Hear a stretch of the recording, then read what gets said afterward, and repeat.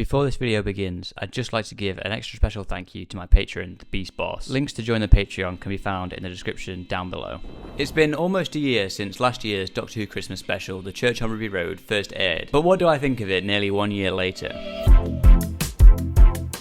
Okay, so obviously it's not been exactly a year since the Church on Ruby Road yet. It's still a couple of days till Christmas Day, but I didn't want this video to go up exactly a year later because obviously everybody's going to be busy on Christmas Day, and if I put it out on Christmas Day or a little bit after Christmas Day, most people are mostly going to be interested in this year's Christmas special, Joy to the World. So I thought I'll put this out the Sunday before Christmas, as I mostly put videos out on Sunday anyway. But all that just to say, it's been almost a year since the Church on Ruby Road first aired, and so in this video I'm going to watch my review from last year where I first discussed The Church on Ruby Road, my only review of it so far, and I'm going to discuss how my feelings have maybe changed on it or stayed the same a whole year later, or nearly a year later I guess. So without further ado, let's get into The Church on Ruby Road, my review from 2023.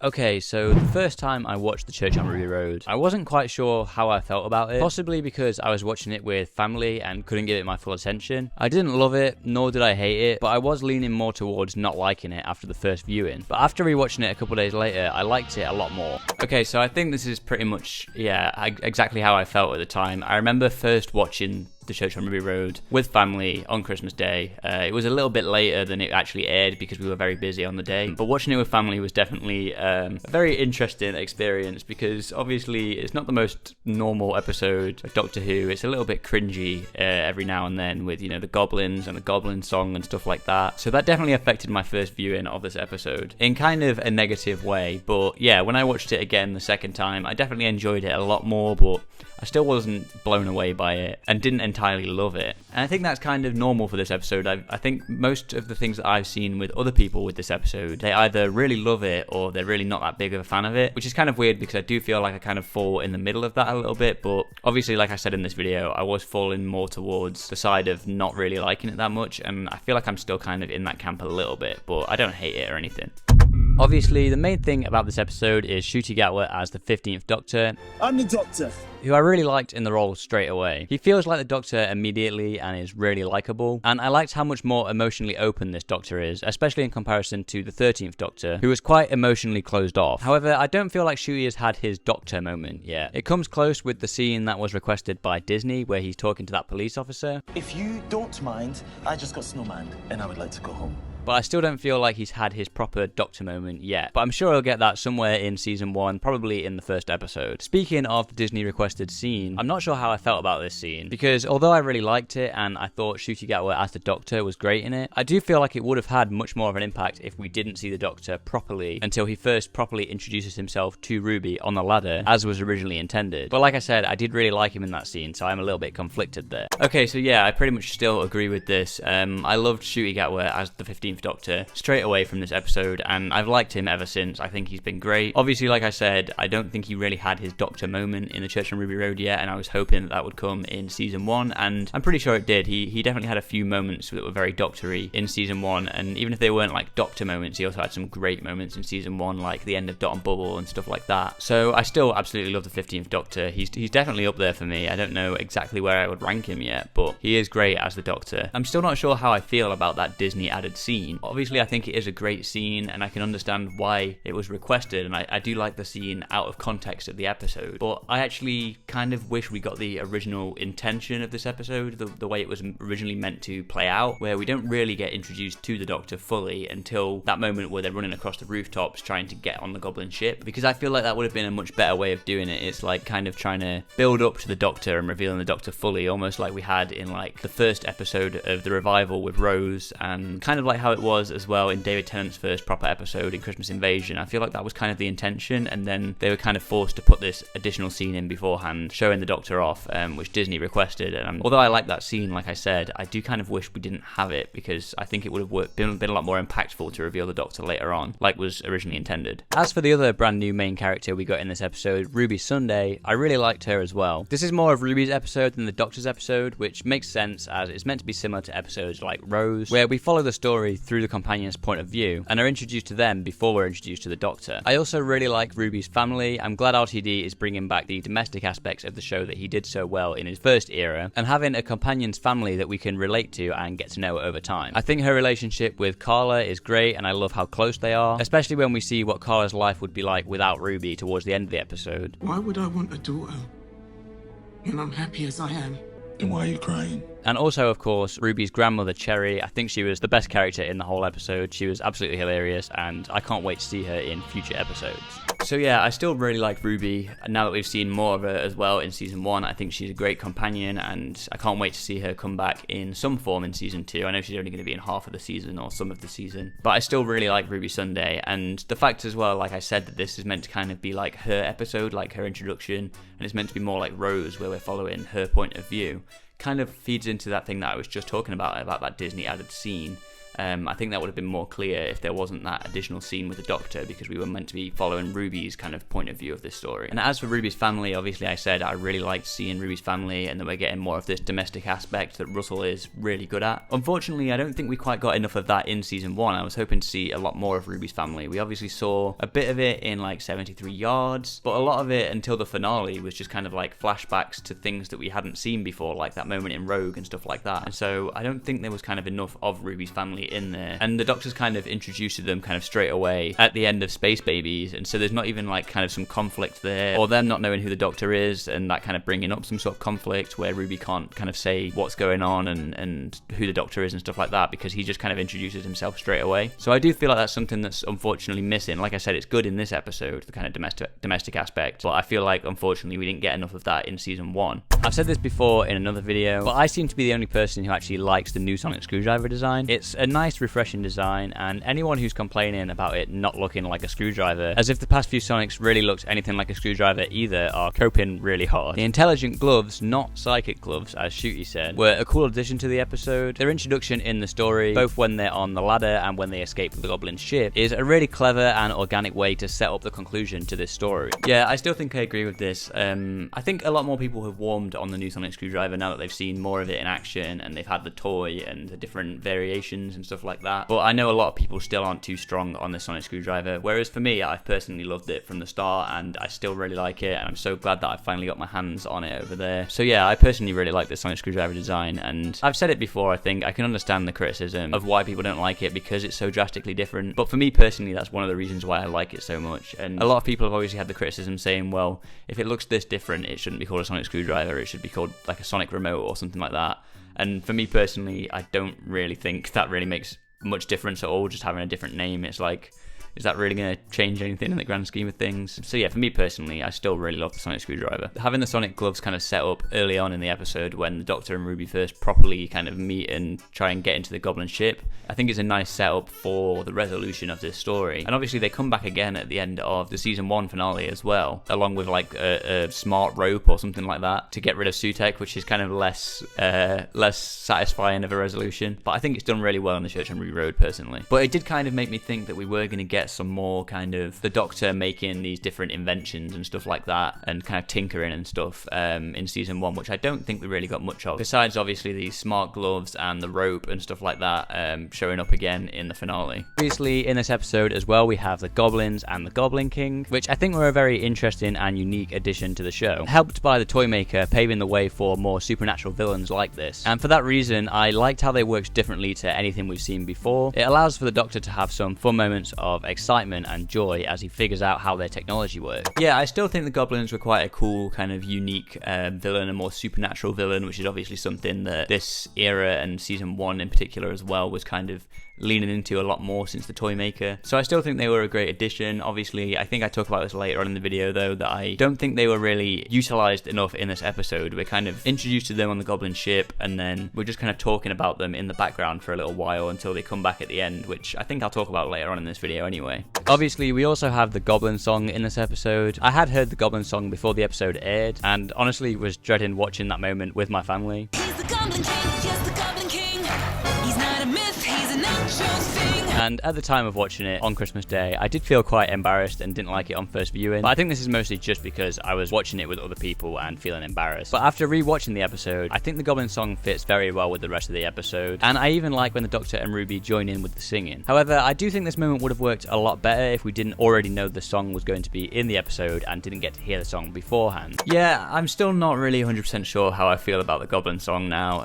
Obviously, it was kind of embarrassing to watch this with family with the Goblin song showing up, and especially knowing that it was going to happen as well. I was kind of dreading that moment, like I say. And yeah, I think on subsequent rewatches, I did like it a bit more, but I still don't really know why the Goblin song was kind of in this episode. I don't know what kind of sparked that idea in Russell or why he decided to do that. I think at the time we kind of thought it was going to play into some more musical aspects in season 1, which obviously there was only really Devil's Chord, and even that was less musical than we expected it to be. The main problem I have with the Goblins and the Goblin King in this episode is they do take a bit of a backseat once the Doctor and Ruby escape the Goblin ship. We do now know from the commentary that there was meant to be a scene where the Doctor and Ruby fight off the Goblins and the Goblin King in Ruby's flat, but this was cut for budgetary reasons, so that could explain why it does feel a bit weird and feel like they're missing for quite a lot of the episode. And it just kind of makes them feel a little bit absent from the episode and almost like they're just working in the background. With that being said though, I really liked the moments in the flat between the Doctor, Ruby and Carla, so I can't really complain because it just means we got more of that. But it does affect the pacing a little bit with how long we don't see the Goblins for, and just know that they're up there somewhere until we get to see them again at the end.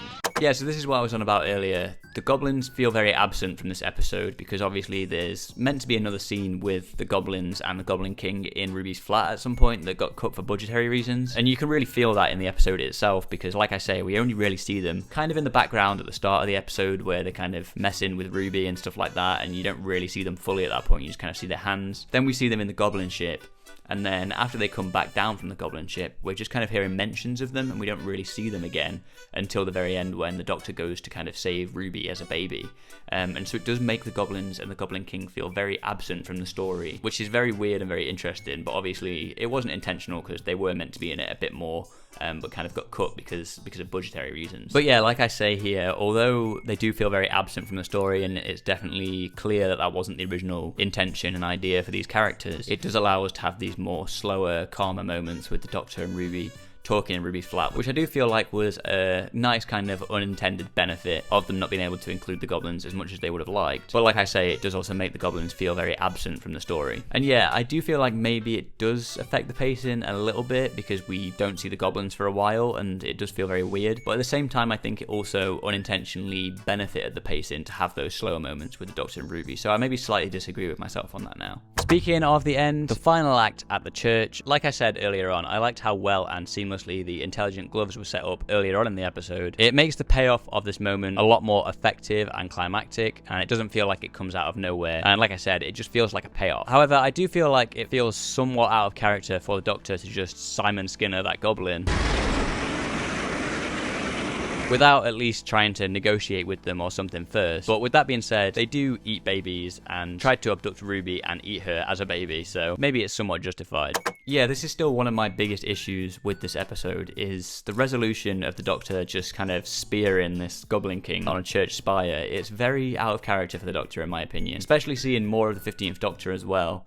Maybe at this point I thought, oh well, we don't exactly know what the 15th Doctor's like yet, maybe this is more in character and he's a bit more like, kind of like a no second chances like the 10th Doctor said in Christmas Invasion, maybe he's a bit like that. But especially now having seen the 15th Doctor even more in season 1 and him being such a kind and compassionate Doctor and a much more emotional Doctor, it is very out of character for him to just resolve the plot of this story by spearing the Goblin King with a church spire. I don't know what they could have done instead, but it does just feel very out of character for the Doctor for me, and I'm not sure how I feel about it. And I think I gave them a bit too much leeway at the time, maybe because we hadn't seen much of the 15th Doctor at that point. It also feels a bit weird that the Goblin ship just disappears, and I wasn't sure how I felt about that on my first viewing. But then again, the Goblins are a new supernatural monster that we haven't previously had in the show, and are only here thanks to the Toymaker. Yeah, I think the Goblin ship disappearing is a bit less egregious than that out of character moment for the Doctor, because like I say, they're a supernatural entity. We don't really know how these things work in this universe. universe yet. It does feel a little bit convenient of an ending, which we know Russell is want to do when, you know, with the Star Beast, for example. But with these characters, it kind of makes a bit more sense because they're very supernatural. They feed off coincidences, stuff like that. So seeing the ship disappear after the Goblin King dies, you know, it kind of makes sense. It does also feel weird that the Doctor doesn't follow the woman who abandoned Ruby at the church. But to be honest, this moment is something we'll likely return to at some point in season 1, as it's probably a big part of the overarching storyline. And this is something we obviously now know about. And yeah, it did feel weird at the time, the Doctor not going to investigate that and follow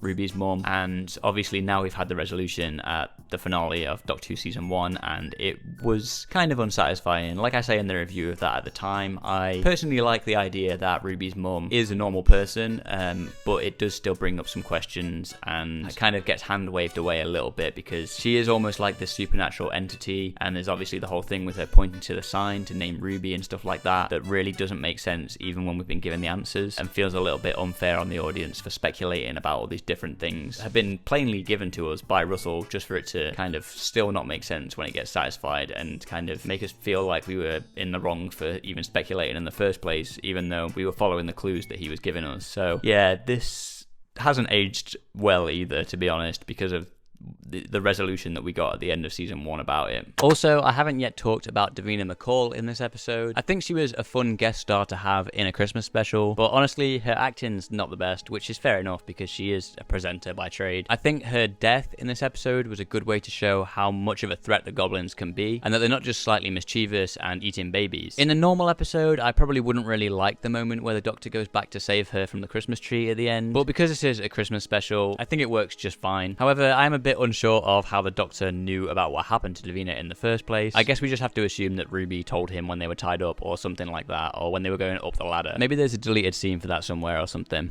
Yeah, I still kind of agree with this. It's nice to have Davina McCall in this. Obviously, a lot of Doctor Who Christmas specials have very kind of well-known guest stars, at least in the UK and stuff like that. You know, think like Kylie Minogue in Voyage of the Damned and stuff like that. And obviously, Catherine Tate was a big comedian at the time that she was a guest star in Runaway Bride. So it makes sense to have someone like Davina McCall in this, and I think she was a nice addition for this story and fits into the story very well. But obviously, because she's not an actor, you know, she's not got the best acting ability in this episode, but she was a nice addition to have in the story. And yeah, I don't think it really matters how the Doctor knew about the Christmas tree, like killing Davina McCall or whatever. Obviously, I think we can just assume Ruby told him at some point. Obviously, Ruby mentioned Davina McCall to the Doctor and that she met Davina McCall, but I don't think she mentioned in the episode itself about that happening to Davina McCall. But I think we can just assume that she maybe told the Doctor at some point, so it's not really that big of a deal. It's not like a massive plot hole or anything. And obviously, finally, this episode ends with Mrs. Flood breaking the fourth wall directly to the camera about asking if you've never seen a TARDIS before. Never seen a TARDIS before. Which I did feel like was a little bit weird and out of place, but I guess we'll just have to see what her character turns out to be in the future. Maybe this is just something she does and we don't quite know who she is yet, but even with that being said, it did feel a little bit weird and out of place. Obviously, we do now know that that is very in character for Mrs. Flood. She's broken the fourth wall even more since then in Doctor Who Season 1, particularly at the end of Empire of Death, I think it was, where she broke the fourth wall again to end the episode, but we still don't know who she is yet, so we're obviously, I assume, going to find out in Season 2. We know she's going to be a part of that, and I'm assuming we're going to find out who she is in Season 2, but we still don't know yet, so that'll be interesting to find out. But obviously, with some of the reveals we got in Doctor Who Season 1, whether or not that reveal is going to be satisfying or not, I'm not 100% sure. And that's it for my original review of The Church on Ruby Road. But how do I feel about it 1 year later? I still don't fully know how I feel about The Church on Ruby Road. I wouldn't say I hate it, but I also, once again, wouldn't say I love it. But at this moment in time, I'm not even sure which kind of side I'm mostly leaning towards. There's definitely some great moments in this episode. It's a nice introduction to the Doctor and Ruby. But like I said, I think one of my main issues is with the goblins. I think they're a nice, unique villain for this story, but they do feel very absent with that one deleted scene that we were meant to have, because we're just kind of left to think about them in the background and almost kind of forget about them throughout the episode. So I think it just kind of let the story down a little bit, and I'm still not a big fan of the resolution of this story, particularly the moment where the Doctor just kills the Goblin King, because it feels very out of character for me. So 1 year later, I think my thoughts are very similar to how they were at the time, but I've definitely had a few changes in mind since then. But let me know, what do you think about The Church on Ruby Road 1 year later? And obviously, in the next couple of days, we'll be getting the new Christmas special, Joy to the World. So if you want to see my breakdown of the trailer for Joy to the World, I'll make sure to have that video on screen now. Thanks for watching.